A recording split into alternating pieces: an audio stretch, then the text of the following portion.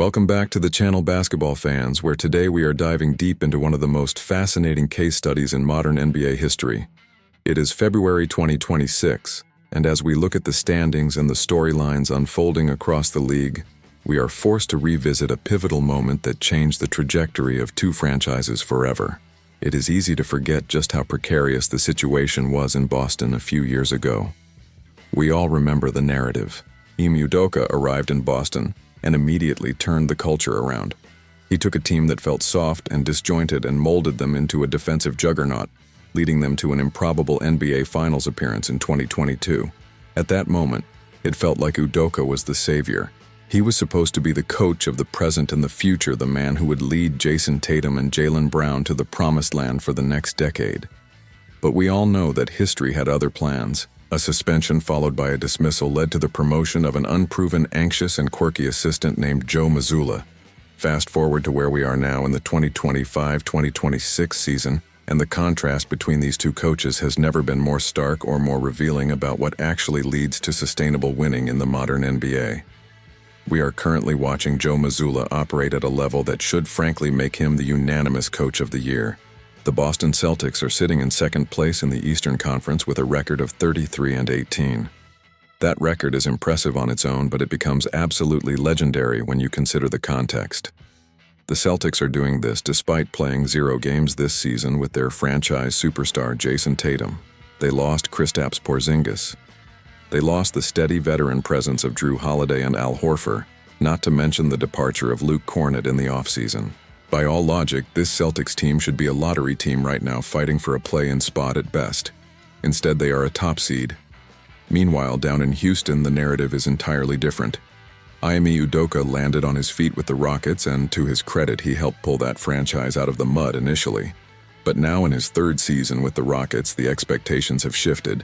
This is a Houston team that went all in trading for Kevin Durant with genuine title aspirations. Yet despite having top-tier talent, they are underperforming. The difference in these two situations comes down to one fundamental truth.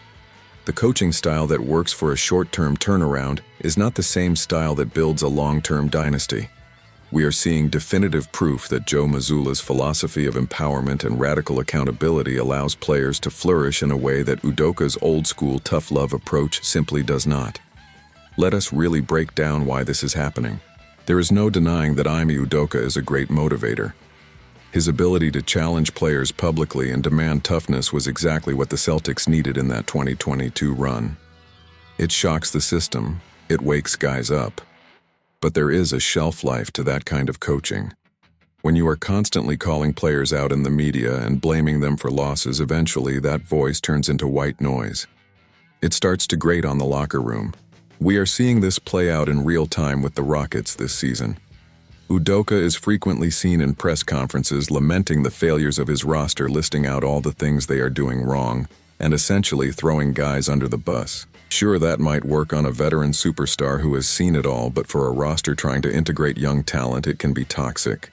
The stubbornness that makes Udoka such a strong personality is also his Achilles heel. He sticks to his ways for better or worse, and right now it is for the worse. The most glaring example of this is the mismanagement of Reed Sheppard. Here is a kid who was drafted 3rd overall, a lights-out shooter and a playmaker that the Rockets desperately need. With Fred VanVleet dealing with injuries, the stage was perfectly set for Sheppard to step up and run the show. The Rockets need spacing. They need scoring outside of KD. Sheppard is theoretically the answer. Instead, we are seeing Udoka refuse to trust the rookie. Sheppard has seen his minutes fluctuate wildly, often getting pulled for making simple mistakes that young players need to make to learn. Udoka is leaning heavily on trusted veterans like Josh Okogie and Aaron Holiday, and even giving minutes to former Celtics G League player J.D. Davison over his top 3 pick. It is baffling. You have a young player who could be the key to unlocking the offense, and instead of developing him through consistent reps, he is being stifled because the coach refuses to adapt his rigid rotation. Sheppard has flaws, but he will never correct them from the bench. This is the classic pitfall of the authoritarian coach who values mistake-free basketball over player development and long-term potential. Now contrast that effectively toxic environment with the ecosystem Joe Mazzulla has built in Boston. The Mazzulla approach is built entirely on what he calls love and trust. It sounds like a cliché or a bumper sticker, but the results are undeniable. Mazzulla does not rule through fear. He leads through empowerment. When the Celtics lose, you will never hear Joe Mazzulla blame a player in a press conference. In fact, you will hear the exact opposite. After a recent win where the team started slow, Mazzulla told the media that the slow start was his fault. He said he put the guys in a tough spot because of his own anxiety and his own processing of game scenarios. Think about how powerful that is for a player to hear. When the head coach takes the bullet for a slow start, it removes the pressure from the roster. It creates a safety net where players feel free to take risks and be themselves because they know their leader has their back. This psychological safety is the secret sauce that allows role players to turn into stars. It is why the Celtics are surviving and thriving without Jayson Tatum. When you remove the fear of failure, players unleash their true potential. Look at the roster Mazzulla is working with right now. He has taken guys who were essentially castaways and turned them into key contributors. Luka Garza was a guy who could barely crack a rotation anywhere else in the league. Critics said he was too slow and could not defend in space. Mazzulla did not focus on what Garza could not do, he focused on what he could do. He put Garza in positions to succeed, and now he is a valuable rotation piece for a contending team. The same goes for Neemias Queta. These are players with zero trade value who are now impacting winning at a high level. That does not happen by accident. That happens because a coach identifies their strengths and empowers them to use them. It is not just the reclamation projects either. It is the development of the youth. We have seen Peyton Pritchard and Sam Hauser grow into legitimate weapons, but look further down the bench. Jordan Walsh and Baylor Shireman were late picks who are now playing winning basketball. And let us talk about Huge Gonzalez. This is a guy who has stepped up and become an important part of the rotation this season. Under a coach like Udoka, a player like Gonzalez might have been glued to the bench after his first defensive lapse. Under Mazzulla, he is allowed to play through mistakes, and the result is accelerated development. This is the ultimate vindication of the Celtics front office. When Udoka left, there was panic. People thought the toughness was leaving the building. But what they replaced it with was emotional intelligence. Joe Mazzulla understands the modern player. He understands that you do not get the best out of people by breaking them down. You get the best out of them by building them up and holding yourself accountable first. The entire NBA is starting to realize that Mazzulla is not just a quirky interim guy who got lucky. He is a tactical genius who understands the human element of basketball better than almost anyone. While the Rockets are struggling to find chemistry despite having Kevin Durant because their coach is at war with his own rotation, the Celtics are winning games with a depleted roster because their coach has built a culture of unconditional trust. It is a lesson in leadership that goes beyond basketball. Toughness is not about yelling or public shaming.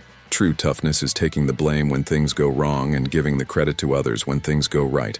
That is what Joe Mazzulla does, and that is why Boston is set up for success for years to come, while Houston is stuck trying to figure out why their collection of talent is not working. It is hard to imagine we would be seeing breakout seasons from guys like Garza and Gonzalez if Udoka was still pacing the sidelines in Boston.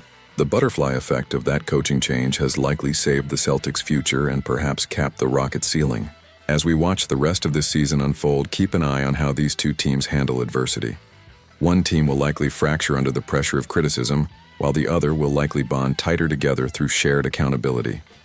I want to hear from you guys in the comments section. Do you think the Rockets can turn it around with Udoka's style, or is he holding them back from their true potential? And are you surprised by what Mazzulla is doing with this depleted Celtics roster?